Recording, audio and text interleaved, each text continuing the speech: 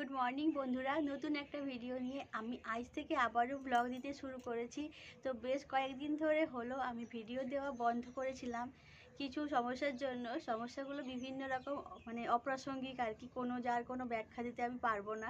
মানে মানে ছেলে মানুষইপনা বললেই চলে। আসলে খুবই মনের দিক থেকে ভেঙে পড়েছিলাম বিভিন্ন কারণের জন্য। তার মধ্যে এটাও একটা কারণ যে বারবার আমি একটা ডিপ্রেশনে চলে যাই। সেটা হলো যে আমার দ্বারা কিচ্ছু হবে না, আমার দ্বারা ব্লগিং হবে না, কোনো ব্লগের জন্য কোনো গ্রো করতে পারবো না, কোনো চ্যানেলটাতেই আমি দাঁড়াতে পারবো না, কাজ করতে পারবো না ঠিকঠাক।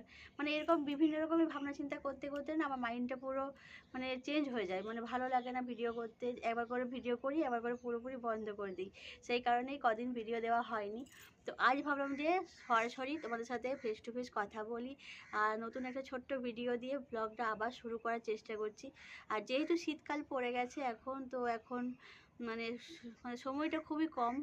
সারাদিনটা কখন কীভাবে কেটে যাচ্ছে বোঝাই যাচ্ছে না। আর আমার তো প্রচণ্ড মাথায় ব্যথা, মাথায় ব্যথা বলতে ঠান্ডাটা লেগে যাচ্ছে, যার কারণে এরকম মাথায় বাঁধতে হচ্ছে। আর কয়েকদিন ধরে সোয়েটার, চাদর, মাথার টুপি এগুলো ব্যবহার করছিলাম না। আসলে ঠান্ডা গরম একটা ওয়েদার ছিল সেই জন্য। আর সেটাই হচ্ছে আমার জীবনে কাল হয়েছে, যার ফলে এক সাইডে পুরো ঘাড় থেকে কানে মাথায় ব্যথা হয়ে গেছে। তো এইগুলো আমার মাইগ্রেনের প্রবলেম আগে ছিল, কিন্তু মাইগ্রেনের প্রবলেমটা ভালো হওয়ার পরে এই ঠান্ডাটার জন্যে অতিরিক্ত এই অবস্থা। তো এত ঘন কুয়াশা দেখেই বুঝতে পারছো। এখন বাজে সকাল প্রায় 8টা, আর আমার মাম্মাম এখনও ঘুম থেকে ওঠেনি। যেহেতু ওর এক্সাম শেষ হয়ে গেছে, ফাইনাল এক্সাম, তো এখন স্কুল টিউশন সব ছুটি আছে। তো সেই জন্য অনেকটাই বেলা করে ঘুম থেকে ওঠে। ওকে ওঠানোর চেষ্টাও করি না, ও ওর ইচ্ছা মতো ওঠে। তো যাই হোক, স্কুল শুরু হয়ে গেলে তো আবার ওকে সেই ভোর 5টাতেই উঠতে হবে, সেই জন্য একটু রেস্ট নিয়ে নেই কয়েকটা দিন। তো যাই হোক, আমি ব্লগটা এইভাবেই শুরু করছি। কেমন লাগলো অবশ্যই তোমরা কমেন্টে জানিও। পছন্দ হলে কিন্তু বলো যে এই ফেস টু ফেস কথা বলাটা তোমাদের বেশি পছন্দ, নাকি ভয়েস দেওয়া ভিডিওগুলোই বেশি পছন্দ ছিল, অবশ্যই কমেন্টে জানিও। আর এই যে শীতের কয়েকটা গাছপালা এই যে লাগানো হয়েছে,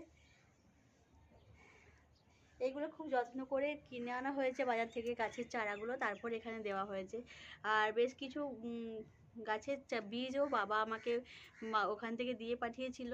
তো সেইগুলো আমি এখানে মাটির মধ্যে বসিয়েছি। তো বেশ কিছু গাছের অঙ্কুর বেরিয়ে সেগুলো একটু ছোটো ছোটো সাইজের গাছও হয়েছে। তো কি কি গাছ আছে, কি কি চারা কিনে এনেছি, কি কি বীজ বাবা আমাকে ওখান থেকে দিয়েছিল, তো সবই তোমাদেরকে পরে আস্তে আস্তে নতুন নতুন ভিডিওতে জানাবো।